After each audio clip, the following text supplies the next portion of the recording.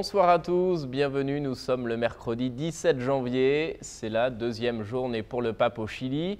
Le Saint-Père était aujourd'hui à Temuco, c'est la capitale de la région de l'Araucanie, à 700 km au sud de Santiago, la capitale.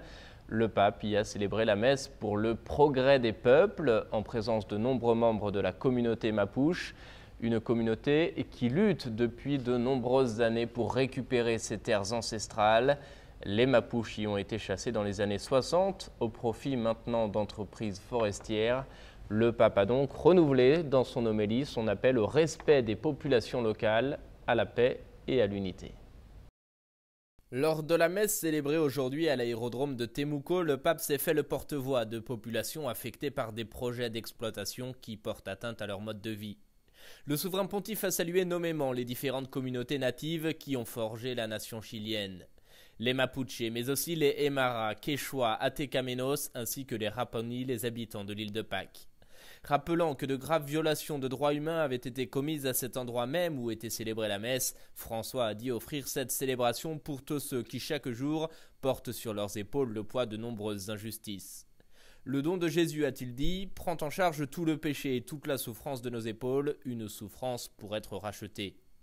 Invitant à vaincre la tentation d'une uniformité asphyxiante, François a rappelé que l'unité demandée et offerte par Jésus reconnaît ce que tout peuple, toute culture est invité à apporter à cette terre bénie. L'unité est une diversité réconciliée puisqu'elle ne tolère pas qu'en son nom soient légitimées des injustices personnelles ou communautaires. Nous avons besoin de la richesse que chaque peuple a à apporter et il faut laisser de côté la logique de croire qu'existent des cultures supérieures ou inférieures, a dit le pape. Et outre les peuples indigènes, les abus sexuels sont un autre grand sujet de ce voyage du pape. La question est prégnante, des cas d'abus se sont multipliés ces dernières années. Le Saint-Père a donc rencontré hier des victimes d'abus sexuels commis par des membres du clergé au Chili. La rencontre s'est déroulée dans un cadre strictement privé, selon un communiqué du Saint-Siège. Le pape a écouté, prier et pleurer avec les victimes. Dans la même journée, des centaines de manifestants réclamaient des actes plus que des mots. Et puis demain, jeudi, le pape se rendra cette fois-ci au Pérou pour la seconde partie de son voyage. Un évêque du Canada sera présent pour l'occasion. Il s'agit de Monseigneur Christian Lépine. L'archevêque de Montréal représentera donc les évêques canadiens. Nous avons eu la chance de l'interroger avant son départ. Au micro de Francis Denis, Monseigneur Lépine revient sur le programme du pape au Pérou. Je vais être présent avec les évêques. Là où les évêques sont présents, je vais avec les évêques. Je vais être présent en tant qu'évêque représentant la Conférence des évêques du Canada. Il y a des endroits où on rencontre tout simplement, comme à Lima, on rencontre les catholiques.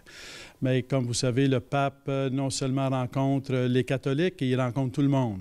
Alors donc, c'est quelqu'un qui a le don de traverser les murs, si on veut, ou les barrières, et tout le monde se sent touché et appelé. Donc, il y a des démarches où il va aller dans des milieux pauvres, il va rencontrer des pauvres, il va rencontrer des jeunes. Il va aussi, d'une façon spéciale, il va avoir une journée dans l'Amazonie pour rencontrer des peuples autochtones et qui va être, je pense, être un moment fort, compte tenu qu'on prépare le synode de l'Amazonie en 2019, à l'octobre de 2019. Donc, j'ai vu qu'on attendait son homélie, l'homélie qu'il va dire lorsqu'il va être en Amazonie. On attend le message qu'il va dire à ce moment-là. Et donc, c'est un message. Le thème, il y a comme deux thèmes qui accompagnent ce voyage apostolique. C'est la paix, paix et justice, mais aussi l'espérance. Donc, être unis dans l'espérance, puis un message de paix. Et ce sont les deux thèmes avec lesquels le pape va travailler pendant ses voyages au Chili et au Pérou. Voilà, et je vous rappelle que nous publions sur notre blog l'intégralité des discours officiels du pape durant son voyage. Vous trouverez aujourd'hui son discours à la jeunesse du Chili et son allocution lors de sa rencontre à l'Université pontificale catholique. C'est la fin de cette émission. Merci de nous avoir suivis. Je vous souhaite une très belle soirée. À bientôt.